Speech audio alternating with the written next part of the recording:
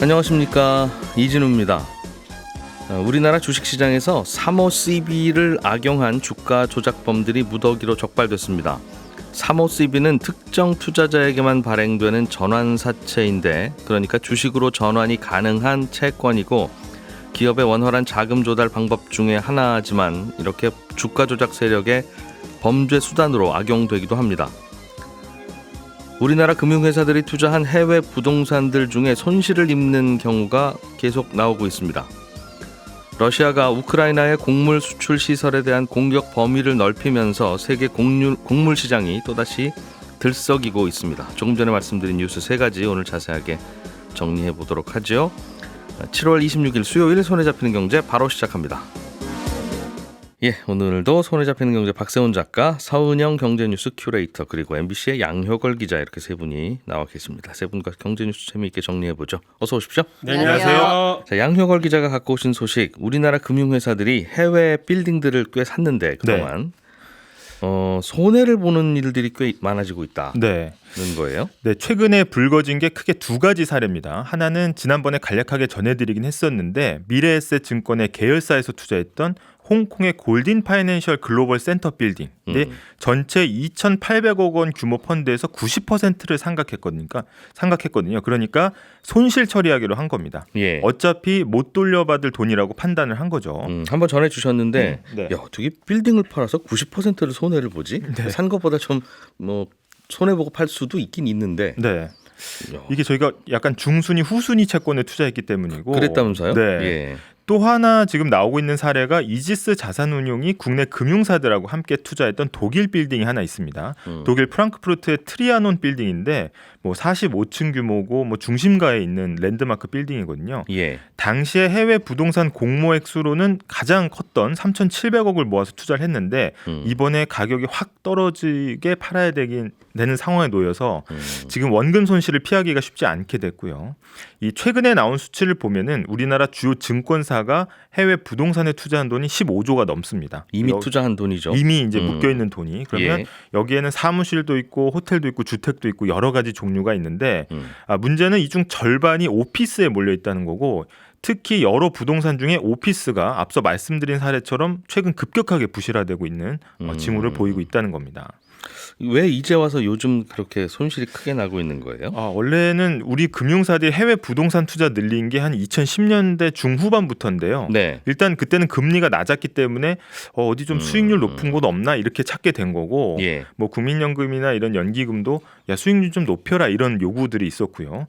환율도 당시에 나쁘지 않았습니다. 그래서 투자처 찾던 돈들이 이제 몰렸던 거고, 지금이야 경계 대상 1호가 됐지만 이 오피스가 당시만 해도 수익률이 꽤 안정적이었습니다. 코로나 전만 해도 부동산 경기 그나마 덜 탄다, 그다음에 가격 회복도 빠르다, 이렇게 해서 인기가 있었고, 또 꼬박꼬박 들어오는 임대료 수익 때문에 거의 묻지마 투자가 좀 이루어졌던 거고요. 최근 이제 블룸버그 보도에 따르면 2017년부터 한 5년 사이에 한국 투자기관들이 산 미국과 유럽 부동산이 90건이 넘었습니다. 그러니까 하나하나 이제 굵직한 빌딩이나 건물들이고요. 그런데 문제는 이제 투자금이 오피스에 이미 쏠려 있는 상황에서 코로나가 온 거죠. 그래서 공실이 많이 생겼고, 여기에 지난해 금리 인상으로 유지 비용이 확 올라가면서 엎친 데 덮친 격이 된 셈입니다. 그래서 앞서 설명드렸던 이지스 자산운용의 독일 빌딩은 원래 그 빌딩 사무실의 한 60%를 데카방크라는 한 은행에서 통으로 빌려 쓰고 있었는데, 이번에 저희는 연장 안 하고 사무실 빼고 나가겠습니다 하면서 대규모 공실이 이제 발생을 했고요. 더 이상 버티기가 어렵게 된 겁니다. 그래서 이 물건들이, 그러니까 묶여있던 돈들이 버티다가 하나둘 쓰러지면서 지금 우리한테 충격을 주고 있다라는 거고, 게다가 이제 우리가 집중 투자를 했던 시점을 보면 우리나라 금융사들이 2016년, 17년에 들어갔는데 이때가 미국, 유럽 부동산 가격이 이미 상당히 오른 상태였다는 겁니다. 그러니까 들어갈 때도 뒤늦게 들어가서 고점에 잡았다가 지금 내려가는 국면이어서 손해가 커지고 있다, 이런 분석인 겁니다. 말씀하신 대로 이 투자했던 시점이 2010년대 초중반이니까 저금리에 시달리던, 앞으로는 더 저금리일 수도 있고 우리나라도 제로금리 갈 수 있습니다, 시간 문제지 라는 전망이 많았던 때라서 한 연수익률 한 4% 5%가 꽤 나옵니다 하는 거는 다 잘 팔렸어요 그때. 그때 안정적인 수익률 보장 이렇게 해서 사실 팔렸던 건데, 문제는 아직 이제 시작도 안 했다는 거고요. 금감원이 전체 이제 해외 부동산 펀드를 조사해봤더니 한 78조 원 정도가 나왔습니다. 근데 이 중에 3년 안에 만기가 돌아오는 게 한 40% 정도 되거든요. 그래서 네. 올해만 한 10조 원이 돌아오고 내년에는 더 많습니다. 그러니까 이 중에 또 어떤 펀드가 또 어려움을 겪을지는 또 모르는 거고, 하나 또 전문가들이 지적하고 있는 게 이 단순히 부동산 물건에 투자한 기관만 문제가 생기는 게 아니라 예. 해외 부동산 투자 자체가 좀 전염성을 띠고 있다고 이야기를 하거든요. 왜 그러냐면은 이렇게 큰 건 투자를 이제 증권사들이 해오면 예. 이걸 다시 잘게 쪼개서 파는 형태로 보험사나 은행에 재판매를 하는데 이걸 업계용어로 셀다운이라고 이야기를 합니다. 그러니까 증권사만 이제 어려움을 겪는 게 아니라 이걸 재판매해서 샀던 이제 다른 기관, 다른 업권도 이런 부실이 좀 번질 가능성이 있다. 그래서 금융당국도 좀 긴장감 속에서 지켜보고 있습니다. 그러니까 우리나라가 참 이런저런 산업은 참 잘하는데 반도체도 잘 만들고 자동차도 네. 잘 만들고 네. 이 금융산업에서는 우리는 뭘 잘할까 생각해 보면 아직까지 참 잘하는 게 없어요. 네. 특히 우리가 뭘 좀 투자를 했다 싶으면 항상 뒤쪽에서 뭔가 문제가 생기고 네. 특히 해외 쪽에 나가서 외국인들이 뭐 파는 거 우리가 사들였다가 재미 본 게 거의 없지 않습니까? 네, 맞습니다. 그렇군요. 뭐 고금리와 경기 부진 때문이라고 할 수도 있겠는데 그게 우리만 겪는 문제가 아닌데도 네. 이런 일이 자꾸 벌어지네요. 네, 이게 일단 공실 많아지고 그러면 상업용 부동산이 타격 입는 거는 뭐 기정사실입니다. 근데 최근 이제 경고음이 울리는 걸 보고 한국식 부동산 투자 방식이 이제 문제를 키웠다 이런 지적도 나오고 있거든요. 이게 무슨 얘기냐면 해외 부동산 투자도 우리나라 부동산 사듯이 하다가 부실이 심해졌다 이겁니다. 한국 기관들은 투자 부동산의 어떤 정확한 가치를 따져보기보다는 예. 규모가 큰 곳에서 여기 투자를 했는지 아니면 새 들어있는 기업이 유명한 대기업인지 이런 걸 좀 더 우선시하게 본다는 겁니다. 네. 일종의 입소문에 더 의지해서 투자를 한다는 거고 야 어디도 여기 투자했다더라 라는 걸 이제 더 중요하게 본다는 거고요. 그러다 보니까 한국 기관들끼리 동일한 물건에 투자하는 경우도 종종 있다고 하고요. 예. 오히려 해외에서 한국 기관들끼리 서로 사려고 경쟁하다가 부동산 가격만 좀 올려놓는다는 지적도 있습니다.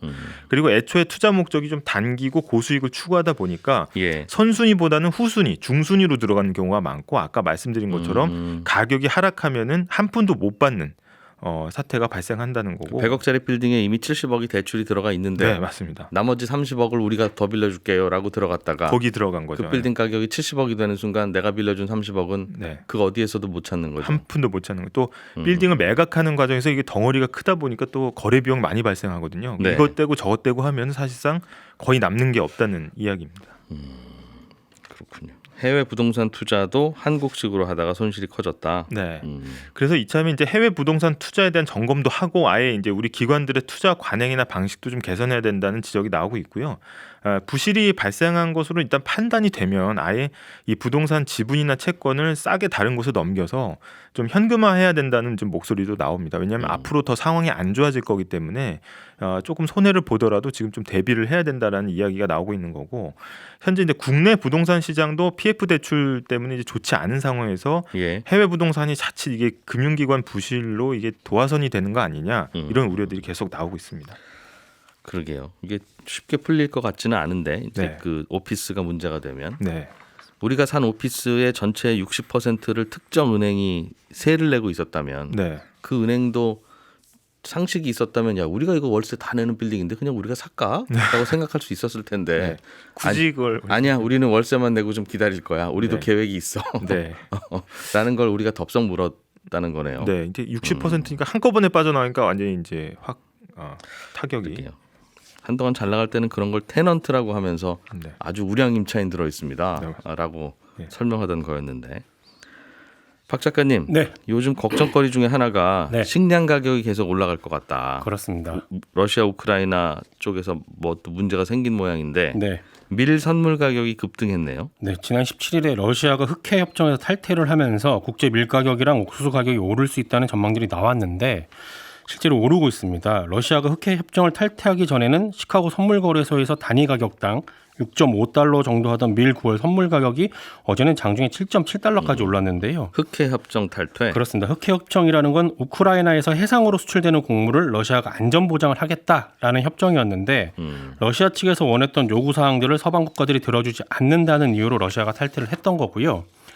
협정 탈퇴 이후에 우크라이나의 주요 수출 항구를 러시아가 포격을 하면서 가격이 잠시 급등했다가 다시 좀 잠깐 내려갔었거든요. 근데 어제 다시 오른 거는 우크라이나가 기존에 하고 있던 수출 루트 대신에 새로운 수출 루트를 활용하고 있는 곳이 강줄기를 따라서 내륙으로 운송을 하려는 거였어요. 네.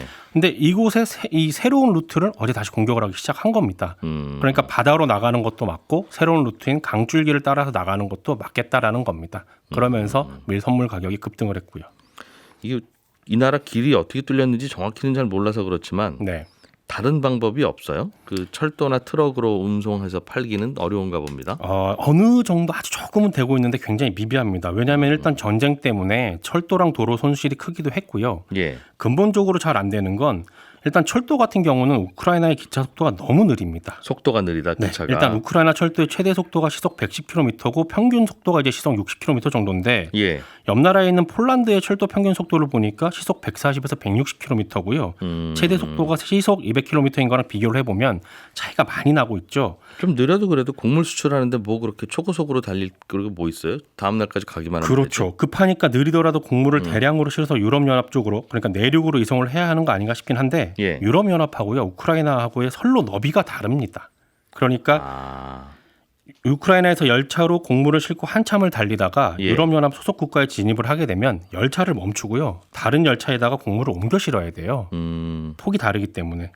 그래서 여기에 시간이랑 비용이 꽤 많이 든다라는 어려움이 있고요. 예. 도로로 가는 건 일단 차 한 대가 나를 수 있는 양이 얼마 안 되니까 차가 여러 대 가야 되거든요. 근데 이제 식품이 다른 나라의 국경을 넘기 위해서는 국경 통과할 때 위생 검역을 반드시 받아야 됩니다. 네. 근데 문제는 위생 검역을 하는데 시간이 너무 많이 걸린다는 거예요. 이게 코트라 보고서에 보면 그래서 국경 대기줄이 한 50km에서 60km 정도 넘는다고 되어 있는데 운송 회사들 입장에서 볼 때는 이렇게 기다리는 시간이 전부 다 비용이거든요. 그러니 화물차를 이용해서 육로로 수송하는 것도 쉽지가 않습니다. 배로 실어 나르면 검역하던 분들도 원래 많으니까 항구에는 네. 빨리빨리 빼는데 빨리 되죠. 그럼 한 번에 많이 나올 수 있고요. 네. 국경에 열차 검역소에는 이게 뭐야 나 이게 처음 보는 것들인데 뭐 이러면서 시간이 많이 걸리겠죠. 그렇습니다. 그래서 흑해를 통해서 배로 수출을 하려는 거였고 대안으로 강으로 수출을 하려고 하는 건데 러시아가 그걸 다 막고 나선 상황이라서 예. 우크라이나 입장에서도 답답하고 우크라이나에서 나오는 밀이랑 옥수수 같은 곡물들이 막히면 그게 돌고 돌아서 국제 밀 가격, 옥수수 가격을 올리게 되는 거라서 다른 나라들도 갑갑한 그런 상황입니다. 이게 가격 자꾸 올라가면 또 하반기에 인플레 좀 가라앉으면서 금리도 좀 내려가고 이제 위기는 대충 끝나겠지 하는 계획이 다 틀어지네요. 그렇습니다. 그렇게 되는 거고 이제 우리나라 라면 업체들 같은 경우에는 정부가 국제 밀가격 내렸기 때문에 가격을 내리라고 압박을 했던 상황인데 만약에 국제 밀가격이 올라가면 라면 업체들이 올린다고 했을 때 할 말이 사실은 또 없게 되는 난처한 상황이 되죠. 우크라이나 철도가 러시아하고는 폭이 같은데 네. 유럽으로 갈 때는 폭이 달라지는군요. 그렇습니다. 이거 좀 맞춰놓고 살지 싶은데 이게 또 전쟁 나면 철도로 다 뭐 무기들 싣고 들어오면서 공격할까봐 네. 어딘가에서 잘라놓은 걸 텐데 그렇습니다. 이것만 보면 우크라이나가 유럽보다는 러시아 쪽에 가까운 나라였구나라는 생각도 또 하게 되네요. 그렇습니다. 자, 서은영 큐레이터가 준비해 오신 소식. 3호 CB를 악용한 사례들이 많았습니까? 이게 뭐예요, 이게? 네.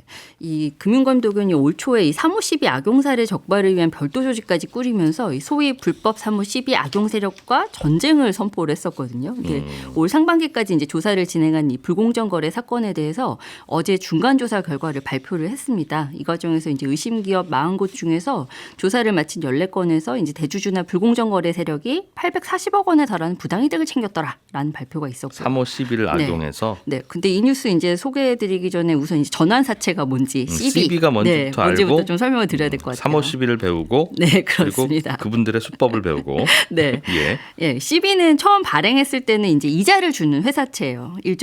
그런데 일정 투자 기간이 지나면 이 투자자가 원할 때 미리 약속한 가격에 주식으로 바꿀 수 있는 상품입니다. 주가가 많이 오르면 나는 빌려준 돈 안 받고 주식으로 바꿔서 주식시장에서 팔랜다. 맞습니다. 그런데 이 CB를 불특정 다수한테 발행하면 공모 CB가 되는 거고요. 특정인을 대상으로 발행하면 3호 CB가 되는 겁니다. 네. 발행기업 입장에서는 일반 회사채 발행했을 때보다는 비교적 낮은 이자만 줘도 되고 심지어 안 주는 경우도 있습니다. 그리고 사실상 유상증자지만 이제 당장 주식 수가 늘어나는 건 아니어서 이 대주주가 보유하고 있는 주식 가치가 떨어지는 걸 좀 피할 수 있다는 이점도 있습니다. 예. 그리고 기존 투자자들 입장에서도 일반 유상증자보다 투자보다는 좀 거부감이 덜한 편이에요. 그리고 이제 CB 투자자 입장에서는 시장 상황에 따라서 채권으로 만기까지 보유하면서 이자만 챙길지 아니면 이거 주식 오르는 거 보니까 주식으로 바꿔도 되겠는데 이렇게 고를 수도 있으니까 장점이 있죠. 그래서 그러니까 이자 안 받고라도 내가 돈 빌려줄게. 맞습니다. 그런다는 거죠. 네. 그래서 주식으로 전환할 때도 또 그냥 그때 주가에 전환하는 게 아닙니다. 미리 약속한 전환가인데 보통 주식보다 훨씬 저렴하거든요. 그리고 또 시장가보다 이 시장가가 또 내려간다. 그러면 그때는 가격을 또 바꿀 수 있죠. 가격을 좀 조정을 할 수가 있습니다. 그래서 여러모로 상당히 유리한 점이 많다. 3월 10일을 발행할 때는 또 공모 시비와 다르게 이제 증권 신고서 제출을 하지 않아도 되고요. 이사회 결의만 하면 되니까 기업 입장에서는 또 절차가 아주 간소하다는 장점이 있습니다. 금융당국에서도 발행 조건을 까다롭게 보지 않아서 이 신용 등급이 낮은 코스닥 기업들의 자금 조달 수단으로 널리 쓰이고 있는데 이게 해마다 발행 규모가 굉장히 많이 늘었더라고요. 그래서 2013년부터 2015년 사이 이 3년 사이에 그때는 이제 이 CB가 한 4조 6천억 원 어치 발행이 됐었는데 2020년부터 2022년까지 봤더니 이 똑같은 3년인데도 23조 2천억 원 그러니까 5배 이상 늘어난 거죠. 그러니까 채권으로도 존재할 수 있고 중간에 주식으로 변신할 수도 있고 네. 컨버터블 본드. 그렇습니다. 이 코스닥 기업들은 은행 가도 돈 안 빌려주고 유상증자 하려고 해도 주주들이 뭐라고 하면 맞습니다. 적자 내서 돈 필요하면 이거밖에 답은 없죠. 없기는. 네네. 그래서 사실 굉장히 이용을 많이 했고 실제로 이제 공모보다는 사모 위주로 좀 발행이 되는 경향들이 최근에 많이 짙어졌어요. 예. 그런데 어떻게 이걸 악용해서 무슨 짓을 벌인 거예요? 이게 시세 조종을 통한 부당이득을 챙기거나 이 무자본 인수합병에 악용되는 사례가 아주 많았다는 건데요. 이 상대적으로 시가총액이 적어서 무자본 M&A가 수월한 코스닥 상장사에서 이런 악용 사례가 좀 주로 나왔습니다. 예. 이번에 이제 공개된 이제 적발 사례를 좀 살펴보면요. 이제 기업 사냥꾼 3명이 신약개발사 한 곳을 인수를 합니다. 근데 이 신약개발사는 비상장사긴 한데 상장사인 A 기업과 갑자기 업무 협약을 맺고 우리 코로나19 치료제 개발할 거예요 라고 홍보를 하는 거예요. 그럼 A 기업의 주가가 오르겠네요. 그렇죠. 그러니까 A 기업은 이 회사가 이제 바이오 회사가 되려나 보다. 그리고 심지어 코로나19 치료제를 개발한다고 그렇게 보니까 다들 이걸 호재로 받아들이고 주가가 오르는 겁니다. 그런데 이 아까의 이제 기업 사냥꾼 3명은 이미 A사 3호 시비를 대량 확보를 해놓고 이렇게 주가가 오르니까 시비를 주식으로 전환한 다음에 모두 고가에 내다 팔았던 겁니다. A사 입장에서는 이게 원래 시비니까 나중에 만기되면 갚아야 되는데 이런 식으로 주가가 오른 상태에서 이 꾼들이 다 팔고 나가면 본인들도 좋죠. 네. 안 갚아도 되니까. 것이 없죠. 그래서 이렇게 이번 적발된 사례 대부분은 신규 사업 진출, 대규모 투자 유치 과정에서 주가를 띄운 다음에 대주주나 임원, 특정 세력이 결탁을 해서 이 시세 차익을 챙긴 경우가 많았고요. 상장사 대주주와 임직원들이 악재가 터지기 전에 이 전환 주식을 미리 팔아치운 경우도 있었습니다. 이런 불공정 거래 사례 보면 공통적으로 이제 상습적인 불공정 거래에 적발된 이력이 있는 세력이나 기업 사냥꾼이 연루돼 있는 경우가 굉장히 많았는데, 그럼 이런 사람들 들어갔을 때 그때 당국에서 바로 이렇게 잡아낼 수 있는 거 아니야라고 하지만 대부분은 이제 투자조합, 투자 회사인 것처럼 그럴듯하게 포장이 돼 있었고요. 특히나 이게 계속 팔리는 과정에서 더 이상 이 CB를 누가 들고 있는지 추적이 어려운 부분도 있었습니다. 이 3호 CB는 자기들끼리 또 그 3호 CB 자체를 사고 팔고 하는군요. 네, 그렇습니다.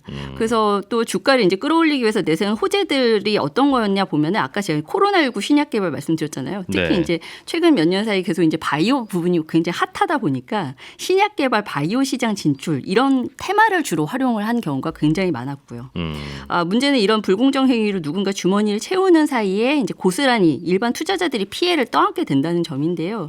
당장 이제 포털 사이트 검색창에서 3호 CB 이렇게 쳐보시면 굉장히 많은 기업들이 계속 발행 공시를 내고 있어요. 그래서 이 모든 3호 CB를 부정적으로 볼 필요는 없습니다만 적어도 피해를 예방하는 차원에서 내가 투자한 회사 혹은 내가 투자할 회사가 혹시 어떤 CB 발행했는지 불공정 세력으로 좀 생각할 만한 추측할 만한 그런 세력들이 들어와 있는 건 아닌지 이런 관련 공시도 좀 꼼꼼하게 살펴보셔야겠습니다.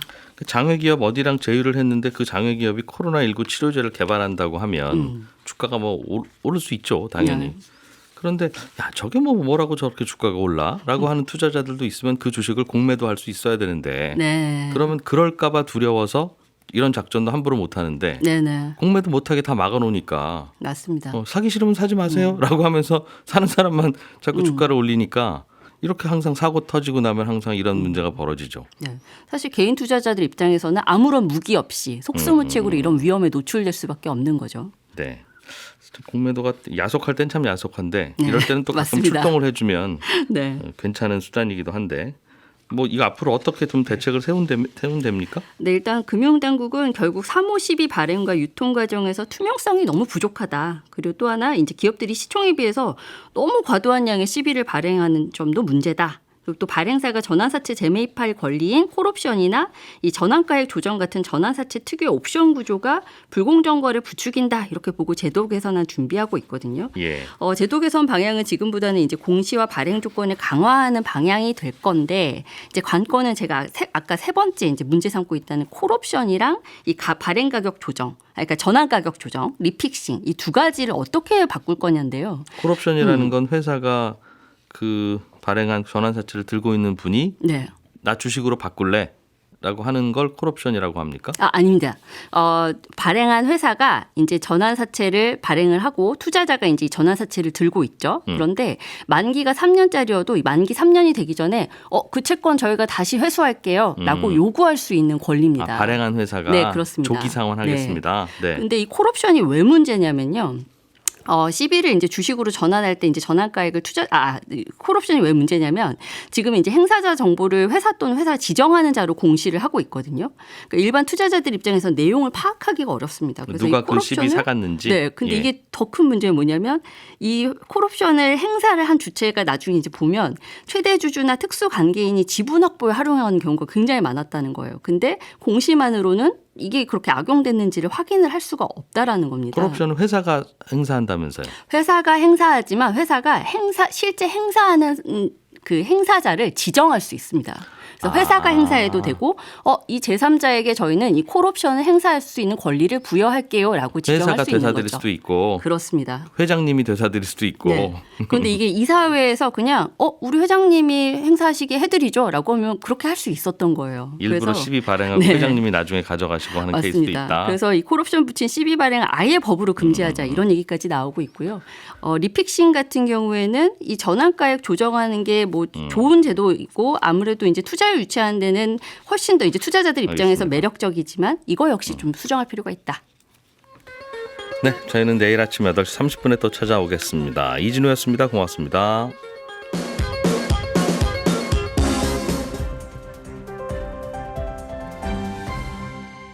경제를 생각하는 사람들의 즐거운 습관. 이진우의 손에 잡히는 경제.